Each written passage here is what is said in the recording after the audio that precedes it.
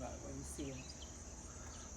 Hey guys, I have just finished my garden assessment.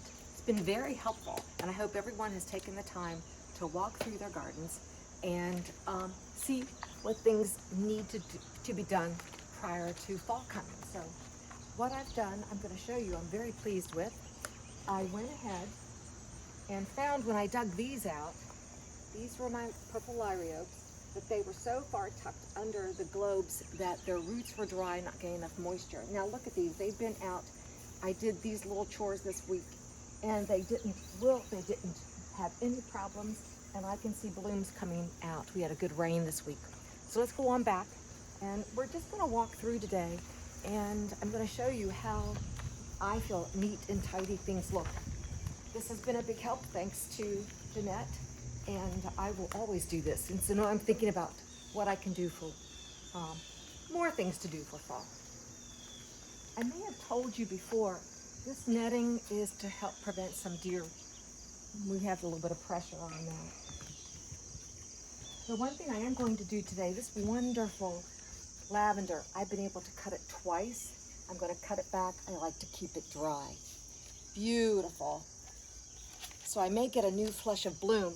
It's been really good weather. We've had high summer temperatures in the 90s, and it looks like it's not going to stop anytime soon. What I did do, and I am so thankful for, took out that boxwood that I was trying to survive, brought in the coneflower, which is drought tolerant, deer resistant, and it's going to flourish. It too needed more sun. It was flopping, so I cut it back. I probably don't need these stakes now since I cut it back, but anyhow, I did it. I'm very happy about that. Look how nice these are still blooming. Clematis after having that little bit of clematis wilt. Tons of blooms. So this will give us a lot of color coming into fall. Let's go on down, and it's a lovely morning. What I have done on the left side of the steps on my list, dividing daylilies, and I took out the orange tetraploid, or the Jackson's Mill orange, and thanks to Tia, she came in and she took all of my divisions, and I brought Final Touch. You can see it still has some blooms that are going to come out. It wasn't flourishing, it was laying down, and I'm going to keep everything out from underneath of this lilac that I've created a tree form. And this was given to me by Sherry years ago. I can't remember how many. It was only about a 2-foot tall start. And just by keeping it limbed up, it's really made a nice specimen. But I am going to keep it free of any plants except what's going up and down the left side. And the tree form, talking about that, and I did a video just recently on creating a tree form out of this lovely butterfly bush with these purplish blue color flowers. I do have a stake here, and I'm probably going to give it a little help, tie it up, but I'm real pleased with how it's going to look. I really think in a few years, once it matures, because they grow very quickly, that it's going to do what I hope, which is become a tree form. And you'll be able to see that. This wonderful dahlia, finally, I've never had a bloom before. It's my first time to grow them in pots. I can see some flower buds, so it's going to give me that color, hopefully this fall, that I will enjoy. The other dahlia in the pot, Hawaii, on the deck, you've seen, and it's blooming and doing so well. But I've gone ahead, divided, cleaned out the daylily beds on the left side of the garden, and I've also pulled out what wasn't doing well in the cutting garden, staked up a few things, and that was all on my list. I had a few things, and you'd be surprised, it didn't take but 10 to 20 minutes. When we do these little activities, I like to time myself, and so I like to keep any chore under 10 to 20 minutes if I can. In this bed, what I did, because of the blight that was on the clematis, I did dig out from around the bed all of the buttercups that next spring may come up and prevent good airflow to choke this out. And I'll be able to check that later on in the spring. But what I do like what's coming up now, and this reseeds itself. I don't know the name of this plant, but Mrs. Hunt down in Jackson's Mill gave me starts of this lovely little climber, and it just comes up this time of year. And look, it just gives me the color that's missing from my clematis. And it's just beautiful. It's a little trumpet vine, reseeds, and I don't have to really control it. It's easy to control. The other thing I did, and I think they're out of bloom, but I did, I'm going to just go through this little pathway, which I love my pathways.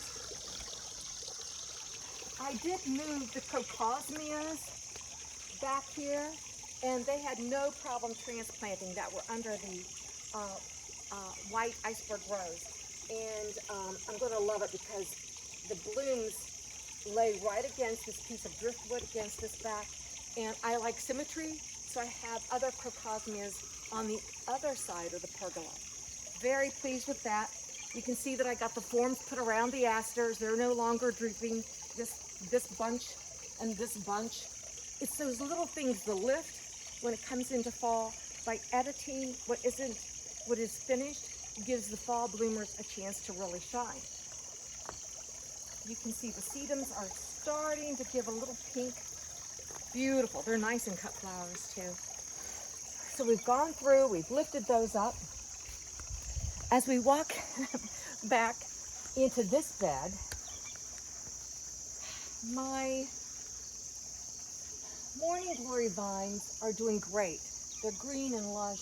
I don't see a bud, but my whole, I wanted something to just soften the edges of this pergola and of the fence once we get to the compost pile for my neighbor's view, to soften those edges. Doing really well.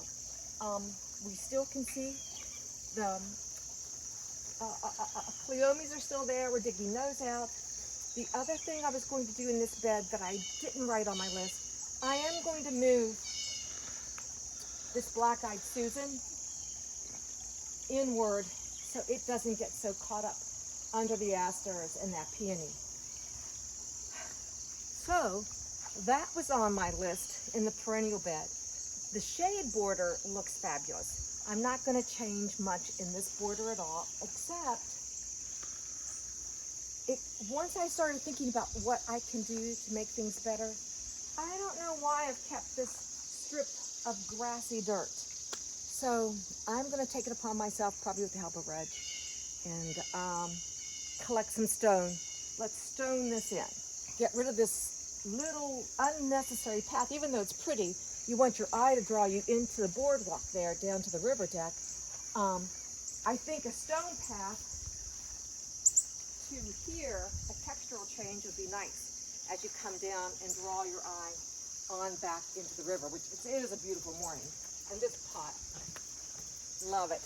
We'll do a little video on the pots and how I transplant back into the soil all of these perennials that I put in pots this spring, so that next spring you dig them out if you like what you had back in those pots. So let's go on and I'll show you the last couple things I did off of my list. And in the shade garden, I moved these lovely, excuse me, plantain lilies back here under this tree, and they just are shining. And you probably never noticed this maidenhair fern, but now when you walk, at least I feel, you notice these plantain lilies, this level, then the maidenhair ferns, your autumn fern, the clematis, and this is ready to bloom my anemone, my white anemone from Fix Museum. So I'll show you that when that happens.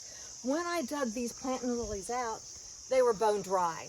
And our plants are like our children. We nurture them, and I didn't know that they were so tucked into an area that they were dry. Two things were happening. They were dry, they were getting the wrong light exposure, and the soil was good. But now that they're getting moist, they needed more shade, they're going to flourish. And I love how it picks up the variegation of this wood, of the Harry Ladder walking stick. So those were my perennial shade garden things that I took out. And what I've noticed, just, excuse me, taking that out, that this little fern, I don't know how it got there, it's going to take off. Of course, the caladiums will go. Excuse me. Another little bit of lavender. I'll cut that back. And here we are at the compost pile. And I love how fluffy this vine is, even without the white blooms. And I'm sure my neighbors appreciate a little bit, because even back in here, it just covers the whole back of the fence, which is what my intention was. I'll probably do this again next year with my morning glories. I had the time, and I went ahead and cut back some of this iceberg rose that was hitting me in the face. And I'll do a little better trimming later on the fall or next spring. Everything's gone from underneath of here. Next year, it's just going to be maybe a few herbs. The crocosmia went across the way. I showed those to you. I want to keep this neat and clean.